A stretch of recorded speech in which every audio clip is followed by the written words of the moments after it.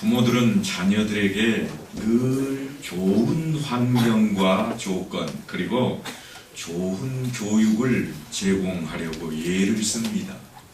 어떻게 해서든지 내 자식은 좀 더 가르쳐야 되겠고, 내 자식은 더 좀 잘 입혀서 내보내야 되겠고, 내 자식은 그래도 어떻게 해서든지 좀 잘나게끔 만들어야 되겠다고 하는 것이 부모들의 마음입니다.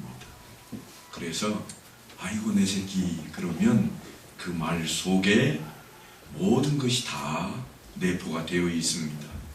할 수만 있으면 자녀들이 어려움과 고생을 겪지 않게 하려고 온갖 수고를 다 합니다. 자기 자녀에게 그런 것을 제공하지 못하면 죄책감마저 느끼는 것이 부모들의 마음입니다. 자녀가 문제가 많은 것은 못난 부모를 만나서 그렇다고 생각을 합니다. 그런데 과연 그럴까요? 심리학자로 유명한 빅터 프랭클 박사가 저술한 책이 하나 있는데 그 책 제목이 의미요법입니다. 그런데 이 책 안에는 재밌는 이야기가 서두에 기록이 되어 있습니다. 일란성 쌍둥이로 태어난 자매의 이야기입니다. 오늘 제가 이 야곱에 대한 이야기를 하려다 보니까 야곱이 쌍둥이잖아요. 그래서 쌍둥이의 모습들이 어떤가 하고 좀 인터넷을 뒤져보았더니 이 쌍둥이 이야기가 있더라고요. 그런데 이 일란성 쌍둥이인 이 여자아이들인데 이 아이들이 젖먹이 때 부모님이 사고로 두 분이 다 돌아가셨습니다.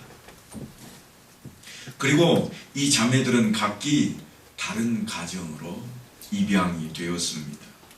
한 아이는 부유하고 가족 간의 사랑이 넘치는 그러한 가정으로 입양이 되었습니다. 그곳에서 사랑을 듬뿍 받고 좋은 환경에서 좋은 교육을 받으며 행복하게 성장을 했습니다. 그런데 한 아이는 너무나도 엉망인 그러한 모습이었습니다. 왜냐하면 그가 입양된 가정이 엉망이 되어버렸기 때문입니다. 이 아이를 입양하고 얼마 있지 않아서 아버지가 실직을 하게 됩니다. 아버지가 실직하는 것으로 끝이 아니라 그가 주정뱅이가 되면서 가정이 파탄이 났습니다. 아내하고 이혼을 하게 되었습니다. 그러니 이 아이가 어떻게 되겠습니까? 그곳에 더 이상 있지를 못하고 다른 가정으로 다시 입양이 되게 됩니다. 그런데 이 아이가 가는 가정들은 늘 이상하게도 가는 곳마다 문제가 있는 가정들입니다. 그래서 이 가정 저 가정 떠돌아다니면서 그렇게 삶을 살아가야겠습니다. 그러니까 학교 교육도 제대로 받지 못하고 행복한 가정생활도 누리지 못한 채 이 아이는 늘 문제거리만 달고 살아가는 아이였습니다. 그런데 어느 날 그 지역에 엄청난 태풍이 불어닥쳤습니다. 설상가상으로 지진까지 동반되어서 그 일대가 삽시간에 쑥대밭이 되어버리고 아수라장이 되었습니다. 그 지역은 폐허가 되었고 살아남은 사람이 그 지역 전체, 우리로 따지면 한평 군 땅에 이 정도 되는 지역에 몇 명이 살았는가 하면 17명만 살아남았습니다. 완전히 무너진 잿더미 속에 17명이 살아남았는데 놀랍게도 그 안에 이 두 아이는 다 이제 어른이 된 뒤에 살아남아 있습니다.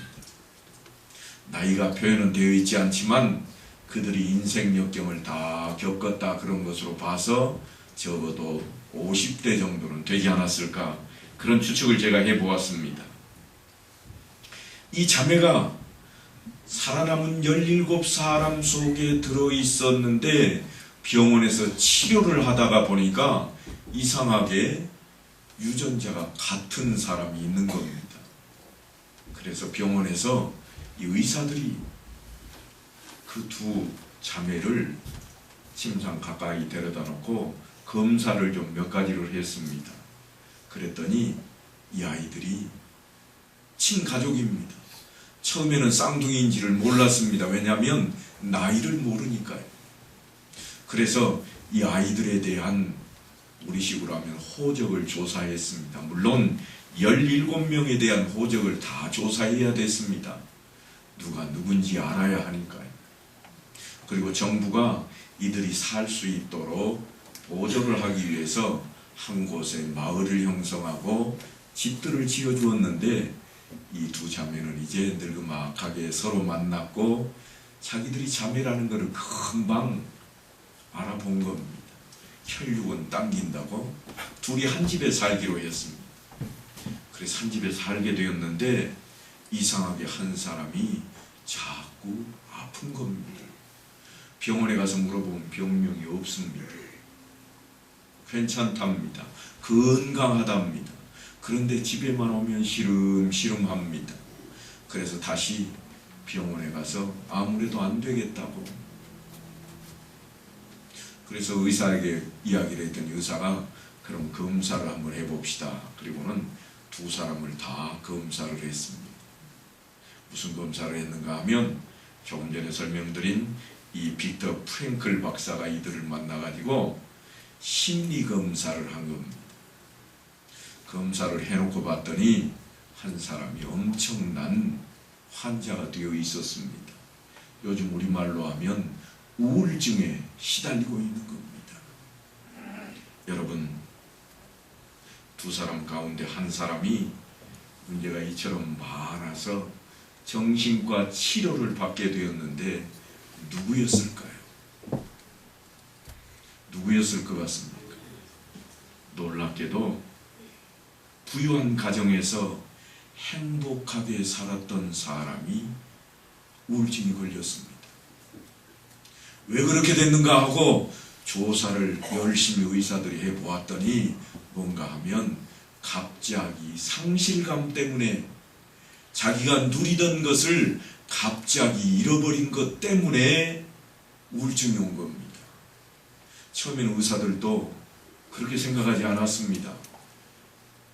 이 다른 자매가 이 집 저 집 떠돌아다녔고 이야기를 들어보니까 심리적인 조사를 쭉 해보니까 이 집 가서도 못 견디고 저 집 가서도 또 못 견디고 학교 생활도 제대로 못하고 한 번도 행복감을 느껴보지 못했으니까 틀림없이 이 사람이 환자일 거다 그래 생각을 했는데 자료하고는 달리 실제로는 행복하고 부유하게 살았던 사람이 환자가 되어 있었다고 하는 것입니다.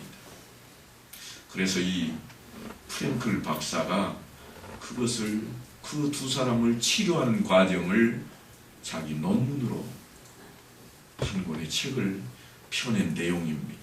그게 의미요법이라 하는 책인데 거기에 보니까 그가 이야기하기를 이런 이야기를 합니다. 인생의 참 의미와 제대로 된 목표를 가진 사람만이 건강하고 행복한 삶을 누릴 수 있다. 그러면서 프랭클 박사가 하는 말이 인생의 참 의미는 고난 가운데에서만 훈련을 받고 배울 수 있다. 이렇게 결론을 내려놓았습니다. 무슨 말씀인가 하면 아무 탈이 없으면 정말 깨끗하고 좋은 모습으로 잘 살 것 같은데 그렇지 않다는 겁니다.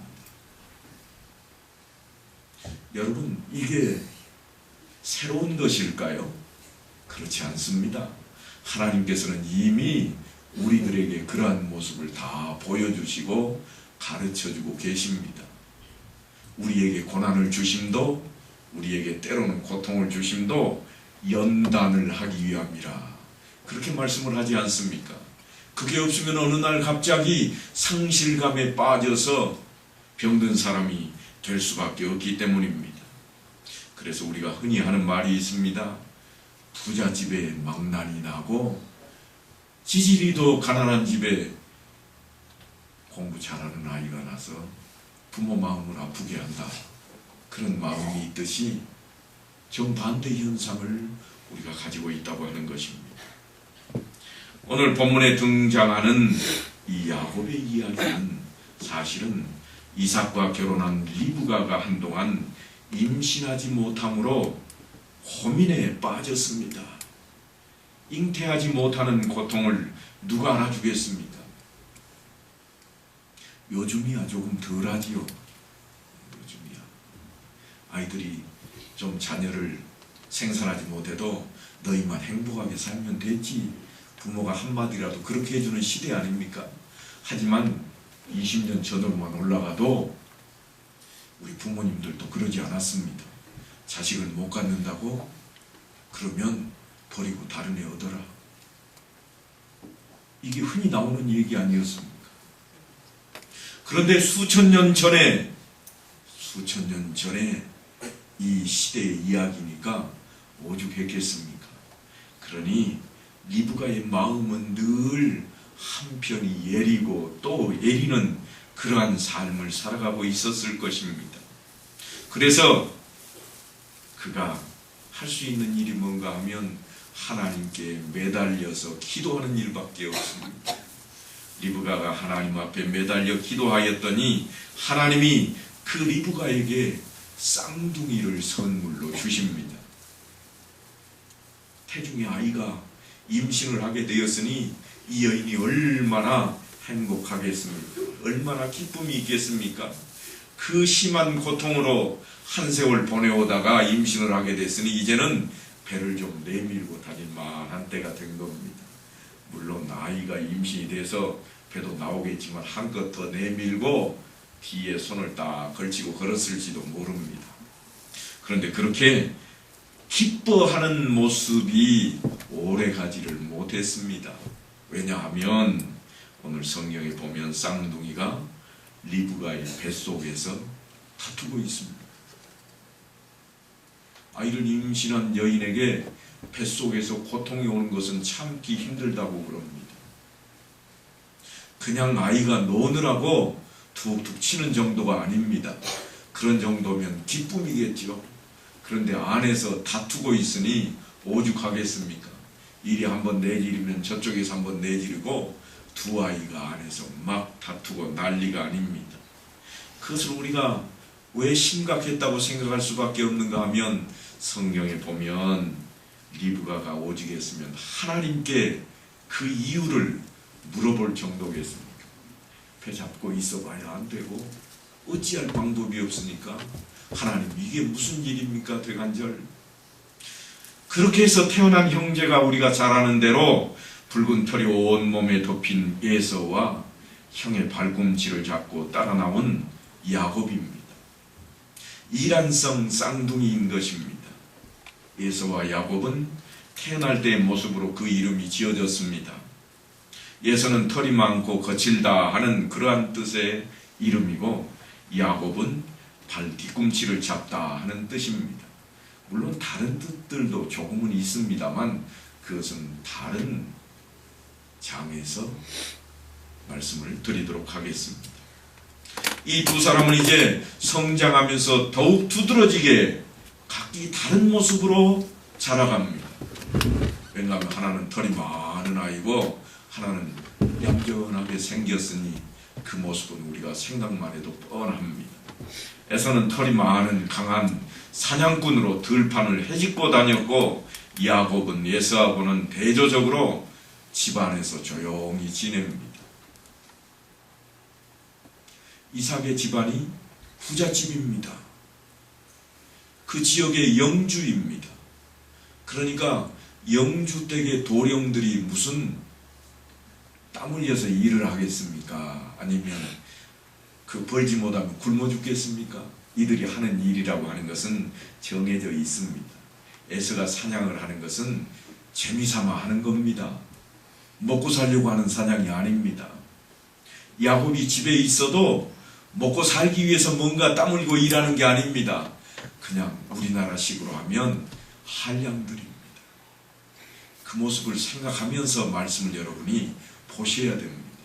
부잣집 도령 둘이 있는데 한 도령은 몸에 털도 많을 뿐만 아니라 힘이 장사고 사냥터에서 열심히 사냥을 하고 돌아다니는 도령이요.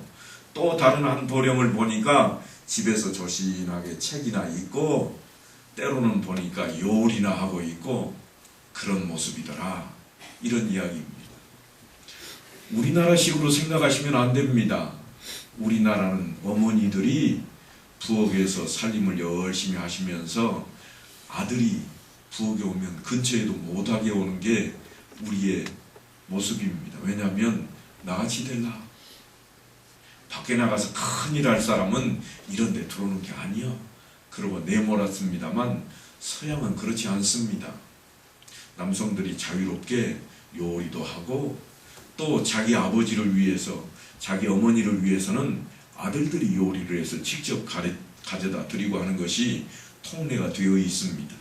그러니까 야곱이 부엌대기가 되었다 그렇게 생각하시면 안 됩니다.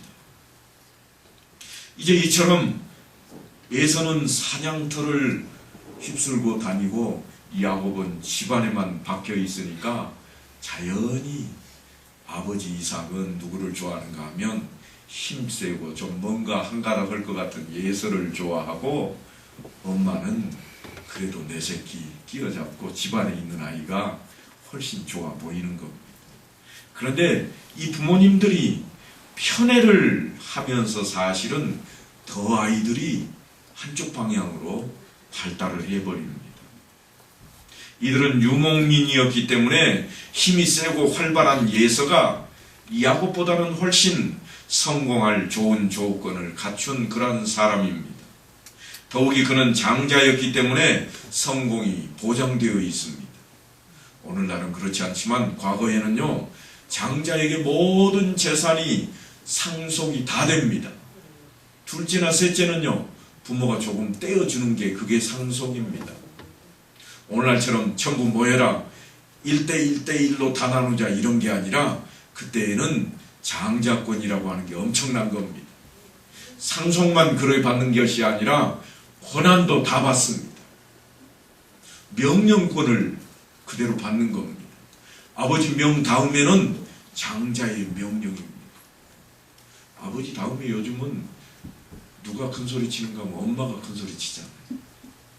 큰아들은 안 돼. 아들이라도 내 아들인데 뭘 이리와 이거 해 하면 아들이 하는 것이 요즘 시대입니다만 이 시대에는 아버지 다음에는 아들입니다. 그것도 둘째나 셋째는 그렇지 못합니다. 큰아들만 그 권한을 가지고 있습니다. 그러니까 이 장자권이라고 하는 것은 대단한 것입니다. 가부장적인 그런 사회에서 성공을 보장받은 예서의 모습입니다. 아버지가 뒤에 계신다고 말은 든든한 버팀목으로 지금 이삭이 에서의 뒤에 있습니다. 아버지의 편에는 가부장적인 이런 사회에서는 대단한 것입니다. 그런데 일찍이 하나님께서 이 두 아들에 대해서 리브가에게 하셨던 말씀이 있습니다.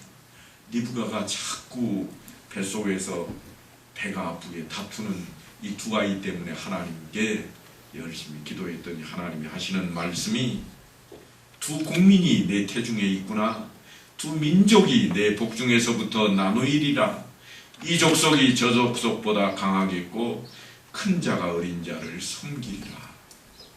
이 말을 기억하고 있습니다. 요즘 같으면 임산부가 배가 아프면 어디로 가요? 병원 가죠. 병원 가면 의사가 초음파로 딱 해서 배를 이렇게 슬슬 밀면서 아이고 오른쪽에 하나가 왼쪽 거 차네 이랬을 건데 이때는 하나님만이 아시는 겁니다. 아무도 모르는 겁니다.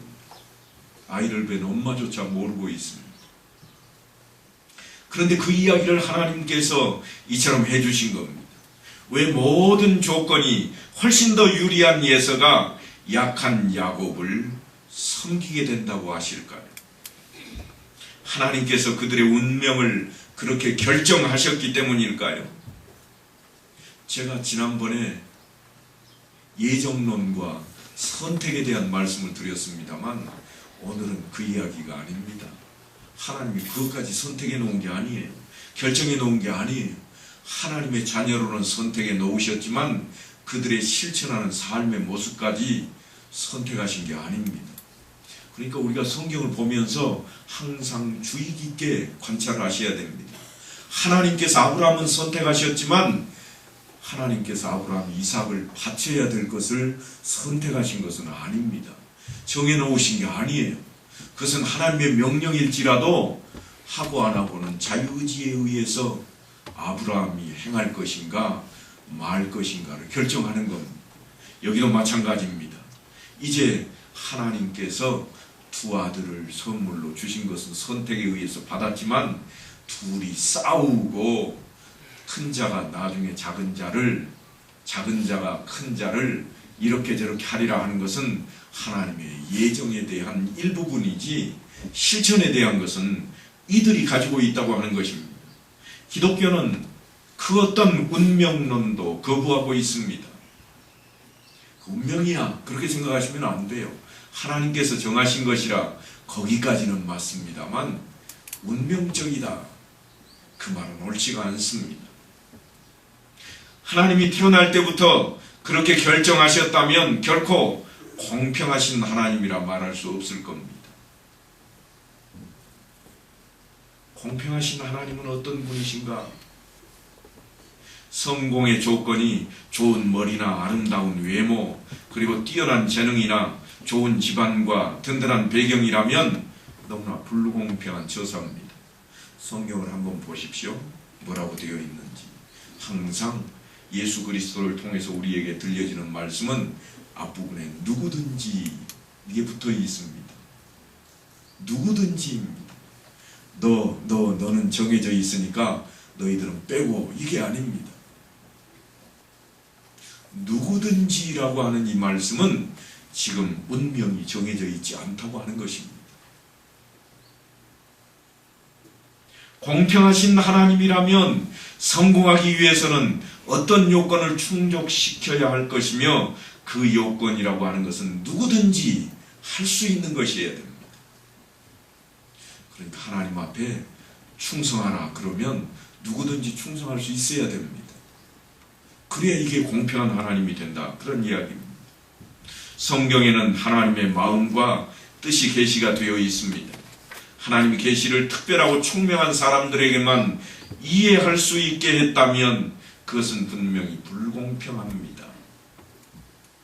그래서 늘 성경에 보면 하나님께서 어느 쪽으로 중심을 자꾸 기울이시는가 하면 똑똑하고 뛰어난 자보다는 오히려 보면 부족하고 연약한 자 쪽으로 마음을 움직이시고 그것을 통해서 하나님의 강하시고 또한 뜻하시는 바를 펼치신다고 하는 것입니다.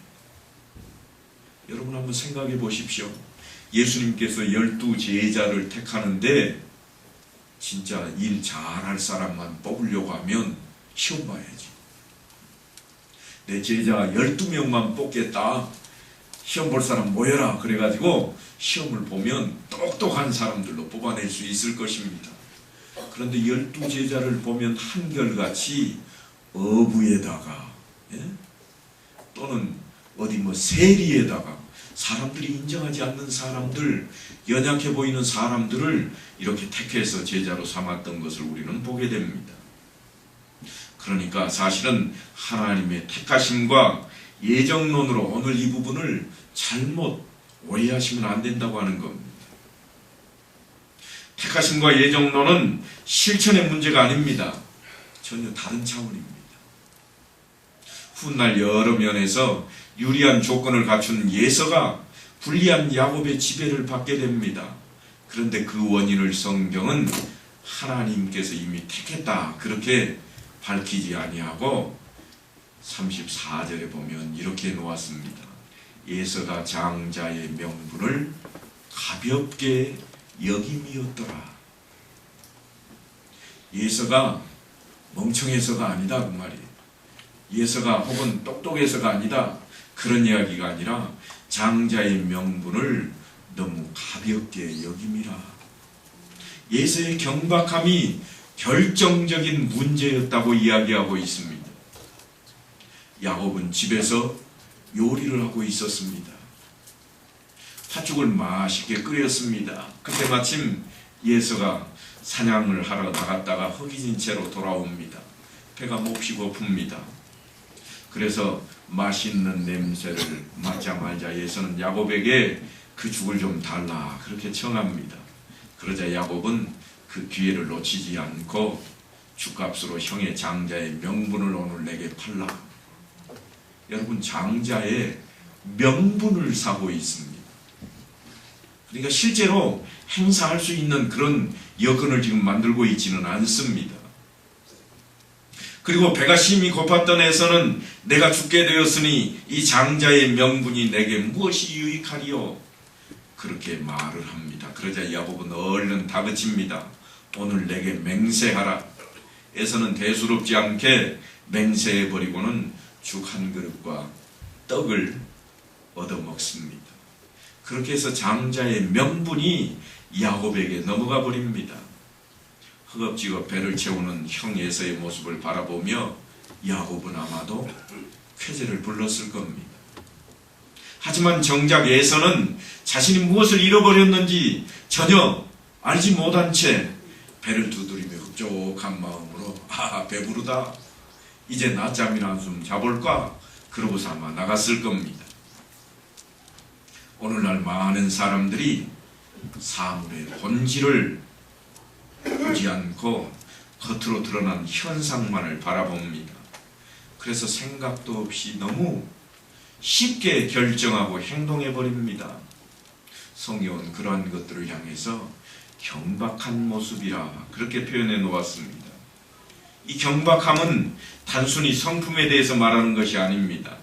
단지 겉만 보는 사람들을 실패로 몰아가고 비극적인 파국을 맞게 하는 것으로 성경 그렇게 해석을 해 놓았습니다.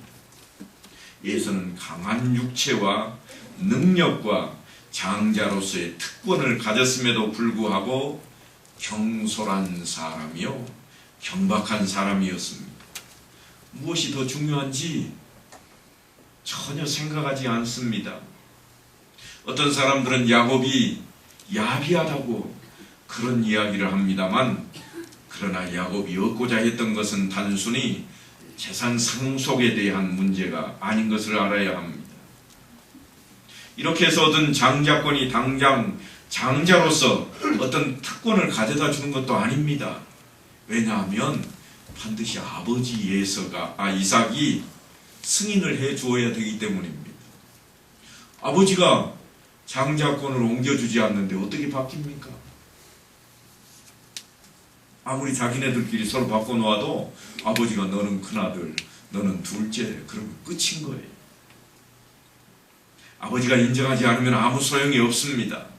또한 이 장자권이 실제로 행사되기까지는 야곱이 사실은 수십 년 동안 험난한 고투를 겪어야 했습니다. 이런 모습을 주님은 이렇게 말씀을 하십니다. 참으로 엄청난 말씀이 성경에 기록이 되어 있습니다.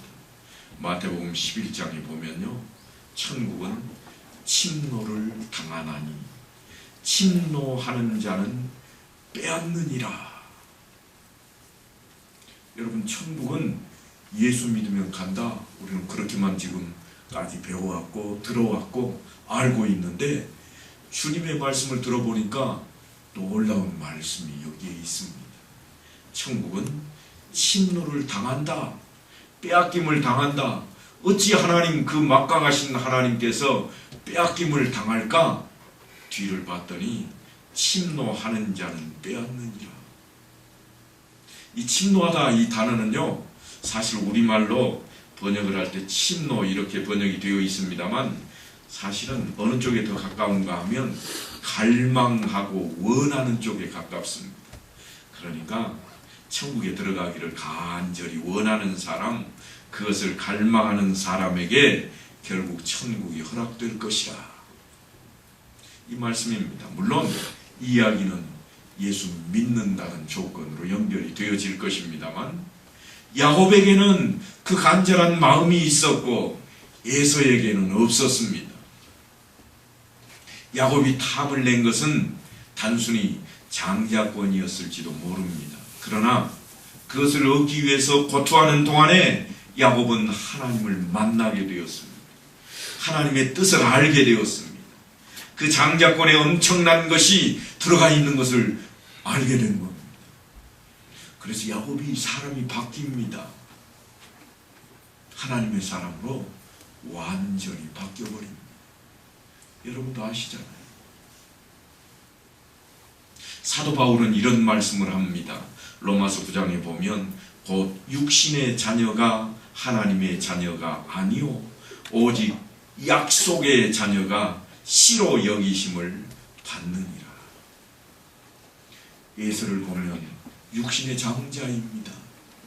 그런데 사도 바울은 육신의 장자가 하나님으로부터 장자권을 부여받는 것이 아니라 약속의 아들이 되어야 되겠다. 약속을 받은 자라야 씨가 될 것이라. 그러니까 그렇게 되기 위해서는 야곱처럼 하나님을 만나야 됩니다. 하나님을 찾아야 됩니다. 하나님을 외면하고 떠나버리면 예수처럼 가지고 있던 것마저 다 빼앗겨버리게 된다고 하는 것입니다. 야곱이 탐을 내었던 장자권 안에는 바로 하나님의 약속이 있었던 것입니다. 요즘 많은 청년들이 교회를 떠나고 있습니다. 왜 청년들은 교회를 떠나갈까요? 혹시 교회가 단순한 도피처로서 역할만 했기 때문은 아닐까요? 열심히 기도하고 신앙생활 잘하면 하나님이 다 알아서 해줄 줄 알았는데 가만히 살아보니까 그렇지 않은 것 같다. 엉터리 아닌가? 이런 생각을 가지고 있지는 않을까요? 예수를 믿기만 하면 병도 낫게 해주고 부자도 되게 해주고 뭐든지 잘 되게 해줄 것이라고 그렇게 잘못 배운 까닭은 아닐까요? 혹시 불상이나 당군상을 훼손하는 것이 용감한 신앙 행위라고 부추기는 사람들, 옳지 못한 것을 하면서도 그것이 믿음 후에는 오히려 지름길이 된다고 가르치는 것 때문에 그러지는 않을까요? 고3 수험생을 두신 부모님 계신다면 한번 곰곰이 생각을 해보십시오. 네가 대학 입시 합격해야 하나님께 영광이지 떨어지면 영광이 아니다. 그러니까 이제 너는 수험생 아니냐? 1년 동안은 공부만 해라. 만약 그것을 자녀가 배웠다면 그런 하나님이라면 떠날 것입니다.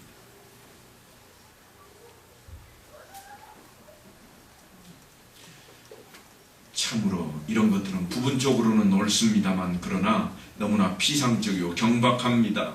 별것 아닌 말에 쉽게 화를 내고 상처를 입습니다. 관계를 너무 쉽게 끊어버립니다. 간단하게 생각을 해버립니다. 어제까지 함께 잘 어울리던 사람들이 오늘은 서로 등을 돌리고 외면해버립니다. 그 이유를 보면 지극히 사소한 것들입니다. 쉽게 실증을 내고 쉽게 결정합니다. 난 저 사람 때문에 구역예배 안 나갈 거야. 나 다른 구역에 넣어줘. 저 사람이 엄다교회에 있는 한 나는 엄다교회는 안 나갑니다. 이런 모습들은 무엇일까요?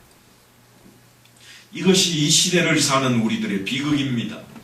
어느새 우리 성도들도 이 경박하고 소란스러운 세상에 물들어버리고 말았습니다. 오히려 세상보다도 더 소란스럽고 더 경박한지도 모릅니다. 복음을 심도 있게 받아들이지 않습니다. 하나님의 말씀을 깊이 묵상하지 않습니다. 그저 복받으라고 하는 말에 쉽게 도취되고 쉽게 열광하다가 쉽게 식어버리고 쉽게 낙담합니다. 몇 마디 말로 하나님을 다 설명하려 들고 사람의 귀를 즐겁게 하는 설교를 너무나 좋아합니다. 복받는다고 하면 좋아하지만 회개를 촉구하고 교훈하며 아픈 데를 찌르는 설교는 외면해버립니다. 오늘도 우리 목사님 나 찔렀어. 틀림없이 누가 꼰질렀을 거야. 제가 서울에서 꼰질렀을 거야 그러니까 함도 못 알아듣더라고요. 여러분 그런 경우 있을 겁니다. 누구나 경험하신 적이 있을 거예요. 왜 하필이면 어제 내게 있었던 일을 목사님이 오늘 설교 시간에 말씀을 하는가? 오해하시면 안 돼요. 목사님들은 적어도 한 달 혹은 일주일 전에 설교를 다 마무리 짓습니다. 그 전날은요, 마지막 원고 빼고 어떻게 설명을 할까? 그거 다루는 거예요. 그러니까 전날 여러분이 무슨 일한 거 설교 시간에 나오거든 하나님이 주시는, 성령께서 주시는 말씀으로 그렇게 받으셔야 됩니다. 아이고 목사님 오늘 또 나 때렸네. 절대로 그렇게 안 때립니다. 힘이 부족합니까? 때리려거든 장갑 하나 끼고 직접 대들지요. 하나님께서 뭐라고 그러시는가 하면 사람은 외모를 보거니와 나 여호와는 중심을 보느니라 그럽니다. 우리 자신의 깊은 것, 그 중심을 보기 위해서는 반드시 성령의 도우심을 받아야 됩니다. 그렇지 않으면 내 속에 깊숙이 있는 것을 우리는 알 길이 없습니다. 성령께서는 하나님의 말씀의 깊은 것을 통달하게 하시는 분이시기 때문입니다. 그래서 말씀의 깊은 데까지 도달하는 사람은 건강한 신앙인이 됩니다. 이렇게 건강한 신앙인은 사실은 자신에게 닥치는 어려움을 하나님의 뜻으로 알고 받아들이고 견디고 이겨낼 것입니다. 그래서 세상의 어떤 풍파에도 흔들림이 없게 됩니다. 에서와 야곱의 싸움은 대단히 치열한 싸움입니다. 끈질긴 싸움입니다. 겉으로 보기에는 옳고 그름의 싸움 같지만 사실은 무엇인가를 차지하기 위한 그런 싸움입니다. 형제간의 평생에 걸친 싸움이었습니다. 에서는 장자로서 아버지의 가졌던 것을 그대로 다 물려받고 그 자리에 서 있지만 야곱은 도망다니고 있습니다. 그런데 하나님께서는 사실은 하늘과 땅의 세력 간의 길고 긴 싸움을 우리에게 이 형제들을 통해서 보여주고 있는 겁니다.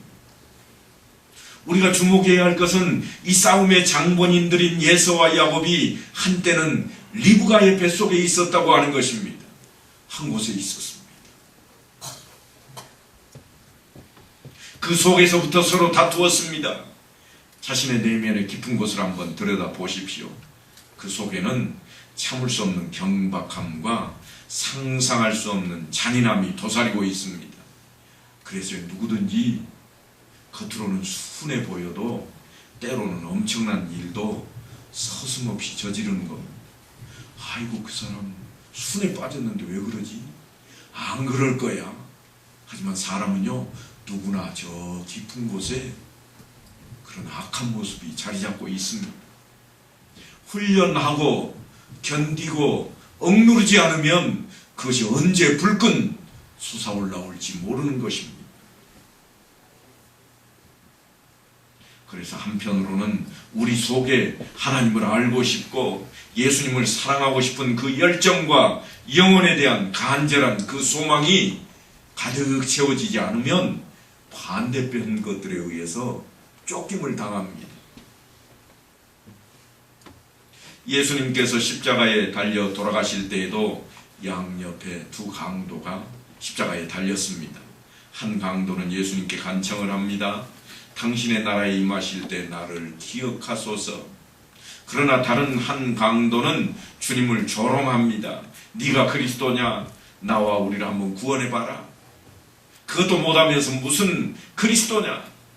이 두 강도의 심정은 사실 별개의 것이 아니라 우리 안에 있는 두 마음과 같습니다. 구원받기를 간절히 원하는 마음이 한편에 있고 다른 한편은 그냥 내 마음대로 모든 것 집어던지고 아무렇게나 살고 싶은 그런 충동이 있다고 하는 것입니다. 에서와 야곱의 치열한 싸움의 현장은 다름 아닌 내 안에 자리 잡고 있는 나의 마음과 같습니다. 이 싸움은 죽음의 순간까지 계속되는 끈질긴 싸움이 될 것입니다. 사도 바울은 이와 같은 자신의 마음을 로마 감옥 안에서 이렇게 토로합니다.